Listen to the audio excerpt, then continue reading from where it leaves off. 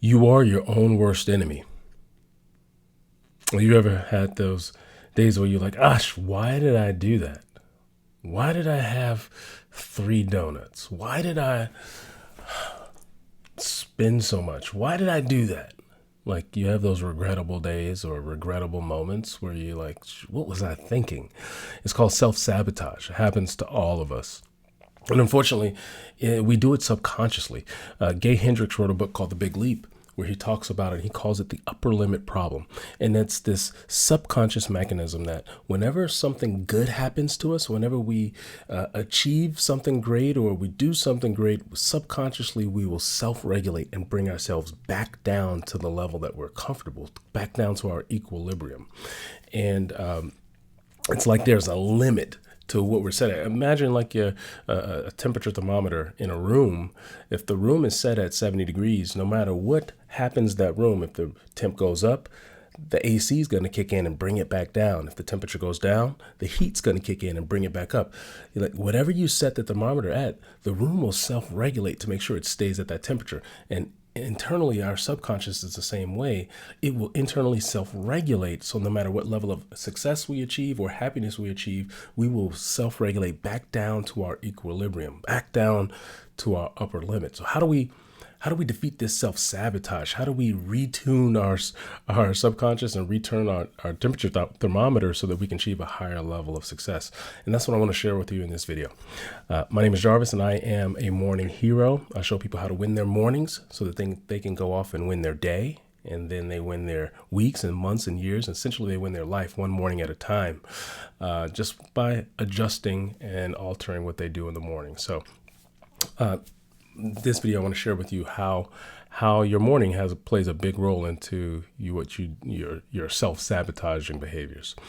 Now, this resonated for me in the form of, I used to drink a lot, not a lot like binge drinking, but like every night I would come home and have a glass of wine. I would pour up a glass of whiskey, and it was really because I felt like I earned it. Like, the day was long, the day was hard. I got up and I kind of hustled all day. I was on the go, meeting with clients and doing phone calls and doing property showings and handling problems and putting out fires, and like all day long I was kind of like wound up and on the go. And then I'd come home and then I'd pour into my family, and I got kids, and then my home life was walk into chaos, and then you're managing the home life. And by the time the kids went down, by the time I finally got a chance to get settled, it was like, I earned this. I deserve a reward. Like, I managed the day.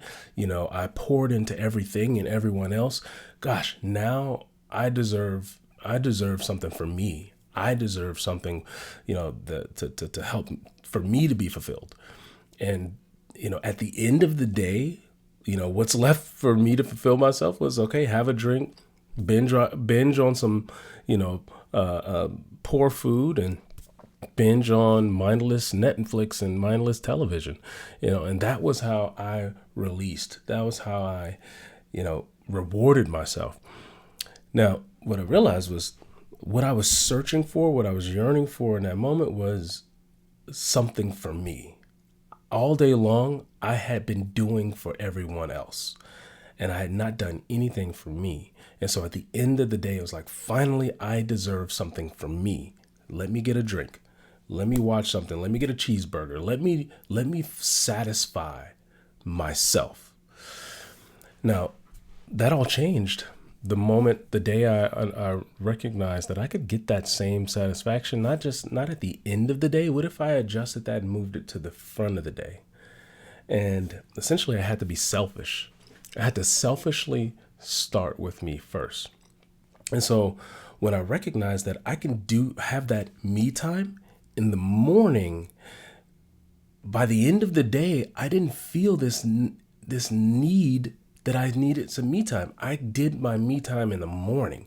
And so what I did was I shifted my me time from the evening, where it was nothing but self-sabotaging behaviors. I moved that to the morning. And what I found was, in the morning, my me time was more satisfying, fulfilling, and was healthier behaviors.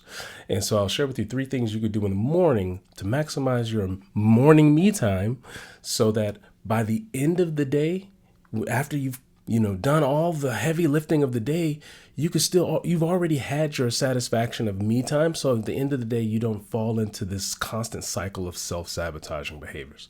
And so here are 3 things you can do every morning that'll help you feel satisfied and fulfilled so that you can go off in the day and stop self-sabotaging.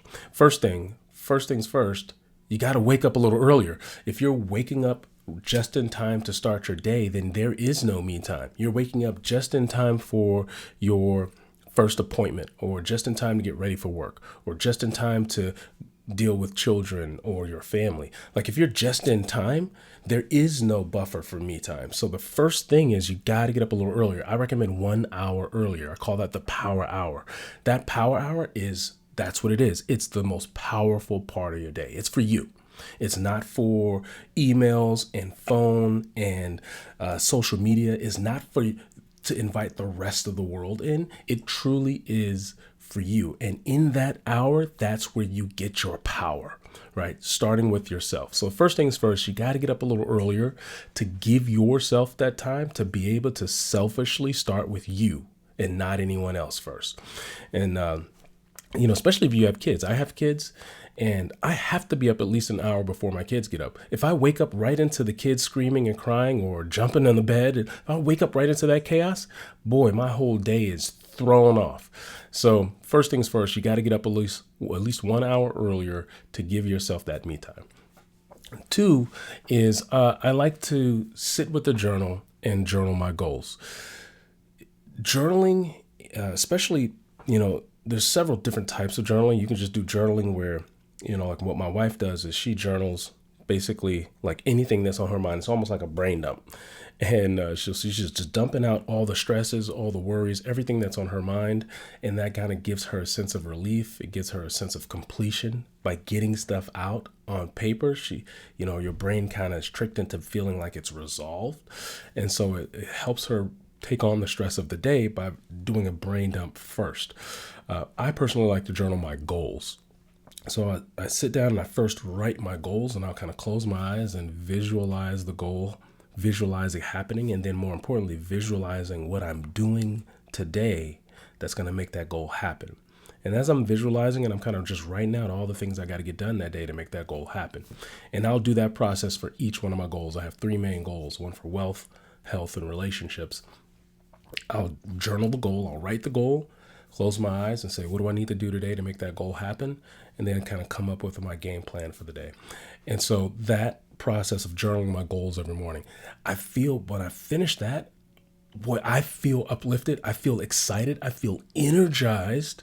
I've just visualized my goals. I've visualized myself making it happen, and I feel fueled for the day. And that kind of gives me that satisfaction, like, yes, I'm winning the day before it starts.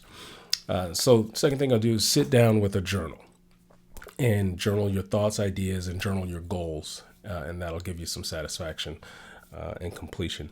The third thing is exercise. I think exercise is the best way to kickstart your momentum of the day. Not only is it something you do satisfying for your body, more importantly, it's something satisfying for your mind.